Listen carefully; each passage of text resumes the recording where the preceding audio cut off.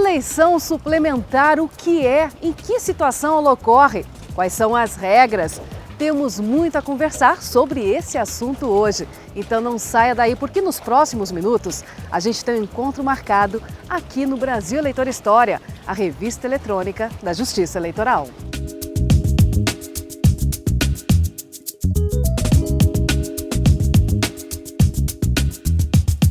Foi impugnada porque não pode estar na prefeitura lá administrando uma cidade, né? E não é por aí. A gente tem que pôr uma pessoa que faça alguma coisa para o nosso município.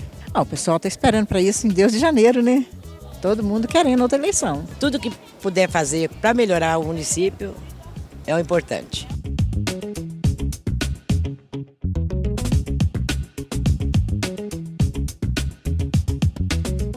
Sim, se está errado, tem que mudar. Se a conduta ou a história política do candidato eleito não estiver de acordo com as regras eleitorais, o candidato eleito perde o cargo e novas eleições são marcadas.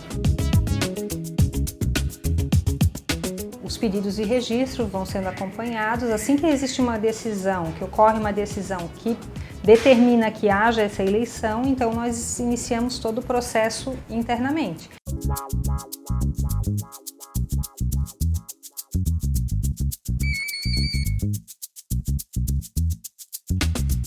Fazer uma nova eleição exige recurso do Estado e toda uma logística de votação, como convocação de mesários, distribuição de urnas. Afinal, é uma eleição como qualquer outra.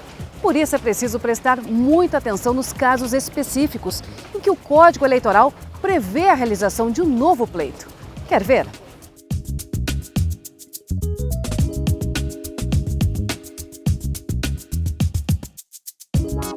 As eleições suplementares é algo normal, né, dentro da realidade do direito eleitoral brasileiro.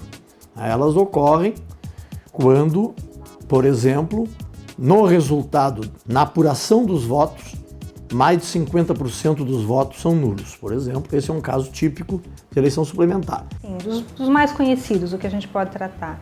Improbidade administrativa, existe uma lei que tipifica a improbidade administrativa. Às vezes um cargo comissionado, um servidor público que ele precisa se afastar num determinado prazo antes da eleição e muitas vezes ele não se afasta dentro desse prazo, então ele se torna inelegível.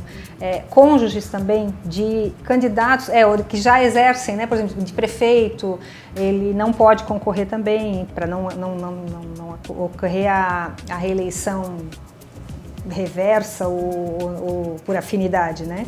Condenações criminais, né? Algumas condenações criminais de alguns tipos penais, basta uma decisão colegiada e aí o candidato já não pode concorrer.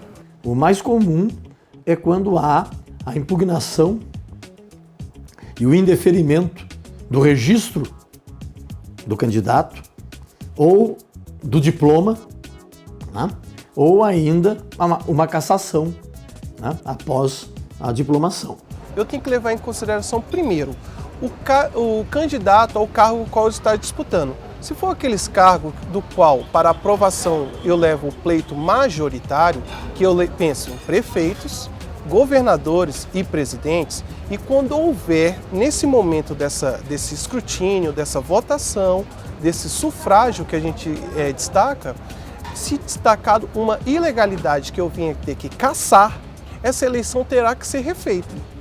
E essa eleição, quando é refeita, será feita do modo direto. Em todos esses casos, né, então a forma de implementar, né, o andamento do processo eleitoral é através de uma eleição suplementar.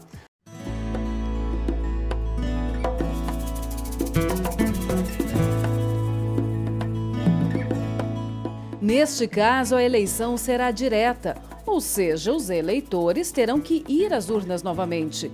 Mas isso só vai acontecer se estiver faltando mais de 6 meses para o final do mandato de quem está no governo. Com a reforma eleitoral, ficou estabelecido que, no caso de cassação de registro ou de diploma, a eleição deve ser direta, deve-se renovar a eleição como direta até 6 meses antes do fim do mandato. Tá? Também não significa que não pudesse antes haver nova eleição, mas a eleição era indireta após a segunda metade do mandato. O que mudou agora é que, então, até 6 meses antes, se houver necessidade de uma nova eleição, ela é uma eleição direta e aí, então, organizada pela Justiça Eleitoral. Nesse caso, o presidente da Câmara Legislativa, ele assume, mas provisoriamente, porque o Tribunal Regional Eleitoral irá convocar eleições indiretas. Então não vai ter a participação novamente da população, mas o presidente da Câmara Legislativa, exemplo no município, ele vai assumir provisoriamente, enquanto o TRE organiza uma eleição.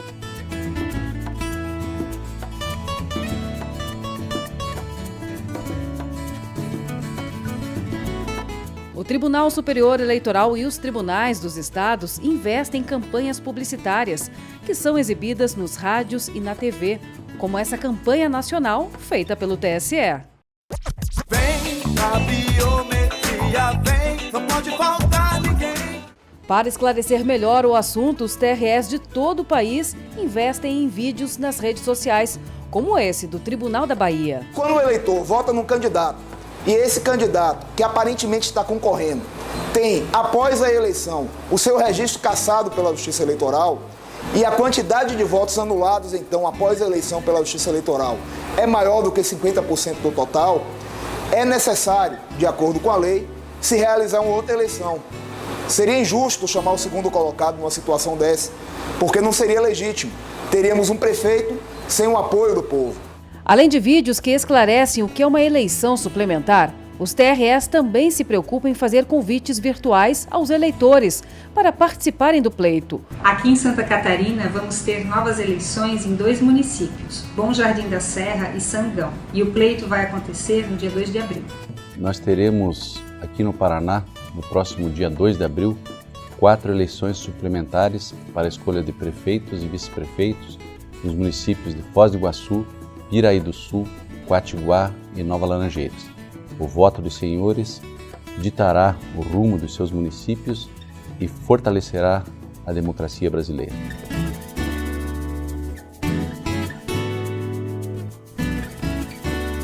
Até julho de 2017, cidades de 14 estados realizaram novas eleições para prefeito e vice. Os estados onde ocorreram o maior número de eleições suplementares foram Minas Gerais, com 8 municípios, Paraná e Rio Grande do Sul, com 6, e São Paulo, com 4 cidades. Nós tivemos 2 eleições suplementares já em 2 municípios, que foi Bom Jardim da Serra e Sangão. Agora nós estamos em processo eleitoral no município de Abelardo Luz. Um desses municípios é Cristiano Ottoni, localizado no interior de Minas Gerais. Os eleitores da cidade, que faz parte da microrregião de Conselheiro Lafayette, a 116 quilômetros de Belo Horizonte, voltaram às urnas para escolher novo prefeito e vice. Foi bem tranquilo, todo mundo entendeu logo de começo que era para ser feito, né? Aí eu também fiquei tranquila, porque precisava, né, de ter outra nova eleição. Foi diferente dessa vez, foi menos tempo, né, e foi muito tranquila. É uma votação rápida, porque é apenas um candidato, então eu não senti muito desconforto dos eleitores, não. Acho que foi uma chance de rever e fazer certo. O prefeito que venceu a eleição em 2016 teve o registro cassado. As contas públicas dele foram rejeitadas pela Câmara Municipal. A inelegibilidade foi baseada no artigo 1º da Lei Complementar número 64 de 1990. Ela trata de inelegibilidades. A Constituição também elenca algumas situações de inelegibilidade e a lei complementar, ela amplia esse rol, a Constituição autoriza isso, amplia e dá todo o rito para a apuração dessas situações de inelegibilidade. A Lei Complementar 135 é mais conhecida como Lei da Ficha Limpa. Foi criada em 2002 como emenda à Lei Complementar 64. Nasceu de uma iniciativa popular que reuniu 1.600.000 assinaturas com o objetivo de aumentar a idoneidade dos candidatos. A lei torna inelegível por 8 anos um candidato que tiver um mandato cassado, renunciar para evitar a cassação ou for condenado por decisão de órgão colegiado, ou seja, por um grupo de juízes, mesmo que ainda exista a possibilidade de recursos. quando ela foi positivada, a Lei Complementar 135 de 2010, já houve uma discussão. Já vale para essa eleição ou vale na eleição que vem? Então isso já chamou a atenção da população, porque se encontravam vários candidatos que eram fichas sujas. E que essas pessoas, de repente, estariam proibidas de participar do pleito do ano seguinte. Então, só nessa parte de moralizar a máquina pública, já houve o interesse e o conhecimento de toda a população. E nesse momento que a gente destaca eleições suplementares, essa questão de ficha suja, essas questões eleitorais de impeachment, isso é um assunto do dia a dia do brasileiro. Então, hoje em dia, a mídia se preocupa mais, os estudantes buscam mais informação e a população não fica longe desse interesse também.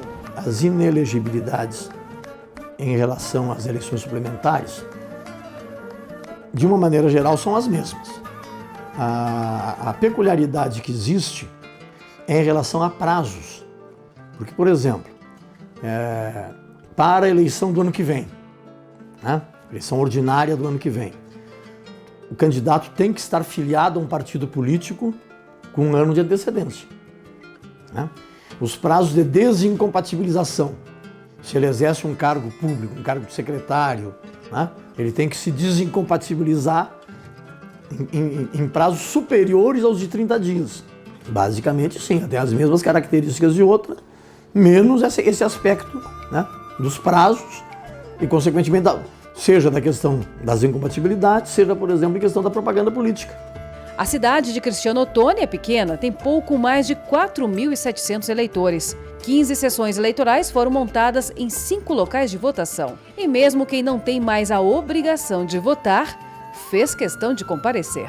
O voto é facultativo, mas a gente gosta de exercer a cidadania. Enquanto eu estiver andando, até nos 80, se eu estiver andando, eu vou votar. Pode estar com 70, 80 anos, mas o voto é muito importante. Sem votação não tem eleição.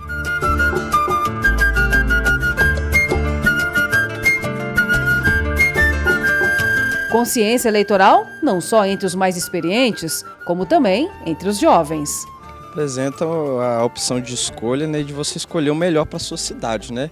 E o seu voto vai fazer a diferença, né? Um voto faz a diferença e isso que importa. A disputa entre os candidatos ao cargo de prefeito em Cristiano Ottoni foi acirrada. A diferença entre os dois foi de apenas 420 votos. Quase 90% dos eleitores do município participaram do pleito. Aí eu também fiquei tranquila, porque precisava, né, de ter outra nova eleição. O pessoal está vindo em massa, está vibrando para interior, é isso mesmo que vocês estão vendo aí, vibra com a eleição, eles têm seus partidos, eles têm seus próprios candidatos, eles estão vibrando e está acontecendo dentro da normalidade. Não adianta a gente ficar só em casa, falar não muda nada, a única maneira da gente fazer alguma coisa para mudar é aqui, na votação. Às vezes eu fico ouvindo as pessoas falarem, não vou votar não, para que isso? Até na fila ali mesmo eu escuto. Eu ainda mexo com elas, não, que isso aqui é importantíssimo, né? É uma hora que mostra que a gente é importante. Uma chance de fazer mudança na cidade. Mas, se Deus quiser, agora vai dar certo.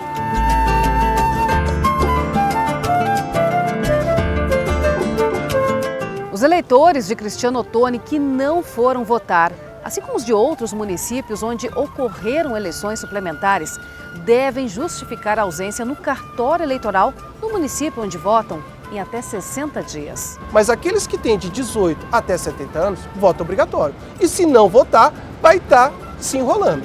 Porque o que acontece? A pessoa que não vota e não justifica o seu voto, ele está sujeito a não poder tomar posse num cargo público, ter dificuldades em fazer matrículas em universidade, justamente porque não votou. Então, por mais que seja uma eleição suplementar, o voto é obrigatório para aqueles e é facultativo para aqueles que estão naquela idade de 16 a 18 anos e os maiores de 70 anos.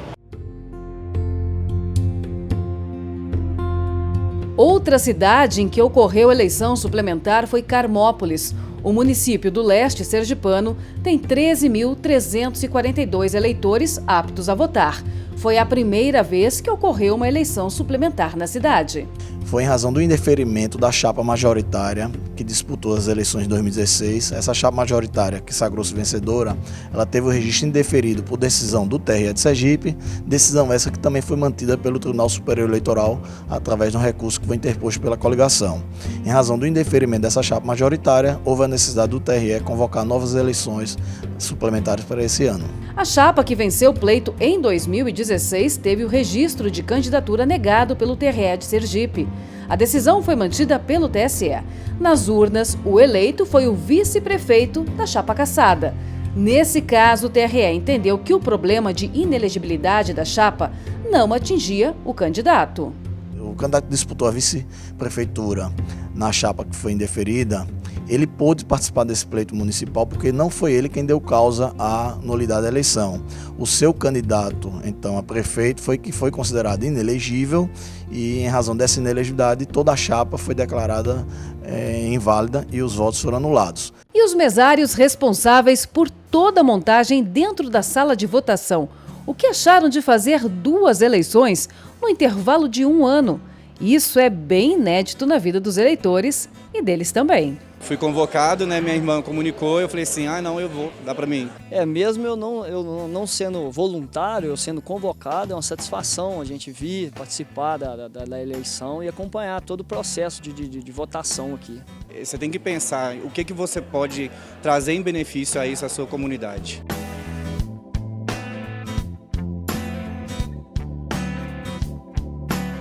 Ok, a eleição suplementar é uma eleição como qualquer outra, mas só para os eleitores, porque para os candidatos as regras mudam. Quer ver um exemplo? A propaganda eleitoral. Não há propaganda gratuita no rádio e televisão. Como a norma geral das eleições é de que a veiculação de propaganda na mídia eletrônica, televisão ou rádio, se dá de forma gratuita, no horário político gratuito, então não pode haver propaganda paga. Os meios escritos, jornais, revistas, esses os candidatos podem pagar para ter acesso a essa publicação. Dentro daquelas limitações que a própria Justiça Eleitoral estabelece, em relação ao tamanho, a dimensão de cada propaganda e tal, para evitar o abuso de poder econômico. Já os meios eletrônicos, internet, esses meios de acesso usuais, ele pode utilizar à vontade, mas desde que ele não faça pagamento, não haja custo para o candidato. Eu saiba, não teve TV nem rádio, não. A não ser nem pela internet, os candidatos fizeram vídeos, né? Foi boca a boca, pessoas foram na casa da gente e tal. A prestação de contas, tanto de candidatos como de partidos políticos, é a mesma das eleições anteriores. Tem que abrir conta bancária com o CNPJ. E o limite de gastos é o mesmo estabelecido nas eleições municipais. Quer ver um exemplo? Nos municípios com até 10 mil eleitores, o candidato a prefeito pode gastar até R$100 mil na campanha eleitoral. Já as cidades com mais de 10 mil eleitores podem usar até 70% do maior valor declarado para o cargo na última eleição. Outra informação importante: por se tratar de uma eleição oficial, todos os eleitores do município são obrigados a ir às urnas, com exceção dos eleitores com mais de 70 anos e dos jovens entre 16 e 17 anos. A questão do voto na eleição suplementar, eu tenho que destacar que aquele que tem de 16 a 18 anos, o voto para ele é facultativo. O que tem mais de 70 anos também é facultativo, assim como o analfabeto. Ele pode votar, mas não existe aquela obrigação. E como se chega à conclusão de que se deve ou não fazer uma nova eleição? Como é o trâmite jurídico?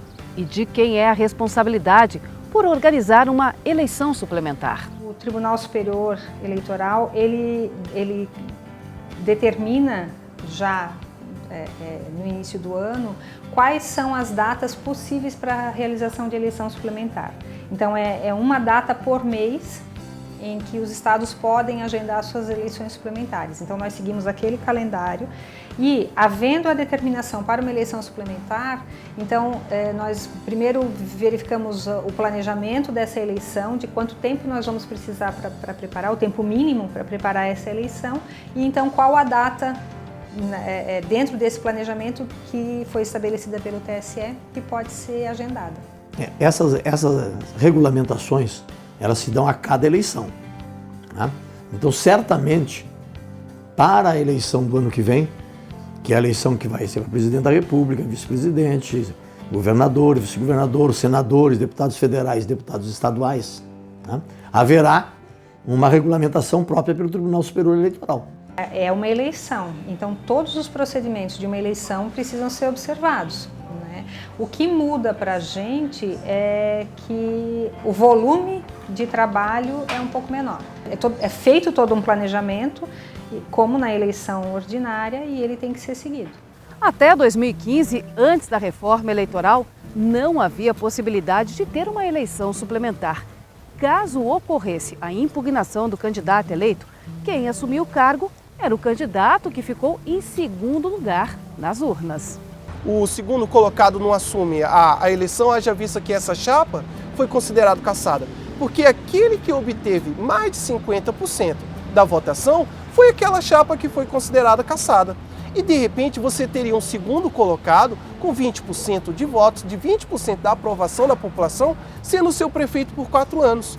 Ora, se eu escolhi aquele que tinha maior, ele tinha representatividade daquele município, daquele eleitorado.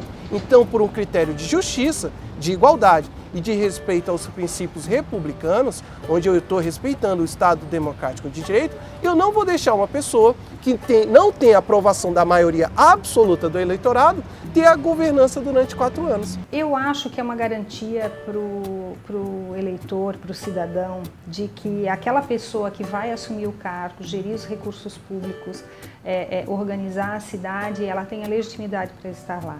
Então, se a primeira eleição não foi viável nesse sentido, ela deve ser feita novamente, né? Ele vai gerir recursos públicos, então ele precisa ter uma vida pregressa e durante também limpa, né? E aí você deve estar se perguntando, por que então, nesse caso de inelegibilidade, o vice não assume o cargo? Quando ocorre aquela impugnação pela Justiça Eleitoral, né, seja do registro, seja da diplomação, seja a cassação após a posse, é por alguma irregularidade, em razão de alguma irregularidade. No momento que foi detectado de fato que tem que ser cassado essa chapa, porque a chapa é única, vai tanto o presidente, né, o governador, o prefeito e o seu respectivo vice. Então, vai ser convocado novas eleições, num prazo de 20 a 40 dias, é o que diz a legislação. E o que acontece se o cargo de prefeito, governador ou de presidente da República fica vago em caso de morte, por exemplo? Existe nova eleição ou o vice assume? Quando é um fato natural, né? Quando é um fato aleatório, pontual, como a renúncia, né? Como uma doença que se prolongue, que incapacite o prefeito, ou em caso de morte, aí naturalmente é essa a função do vice, né? O vice assume temporariamente, nas vacâncias do titular, por viagem, por licença, por um determinado período. Agora, quando ocorre um fato, digamos assim, que é definitivo, como a morte, né? Aí ele assume até o final do mandato.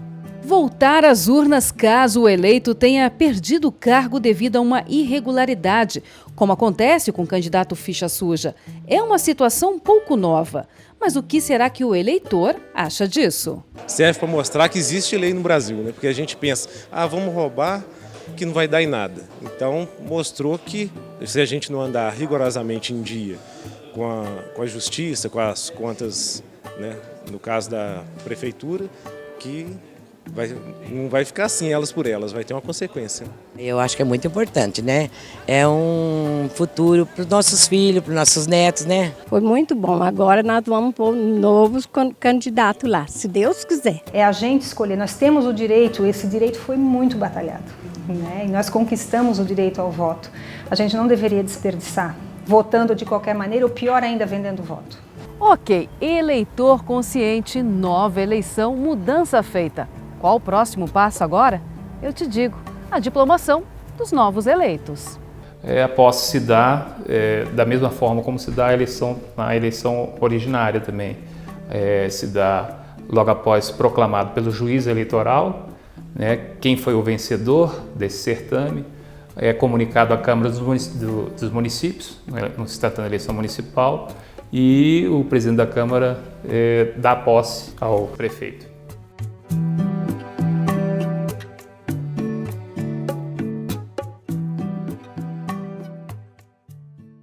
O Brasil Eleitor História de hoje, a revista eletrônica da Justiça Eleitoral, falou sobre eleição suplementar.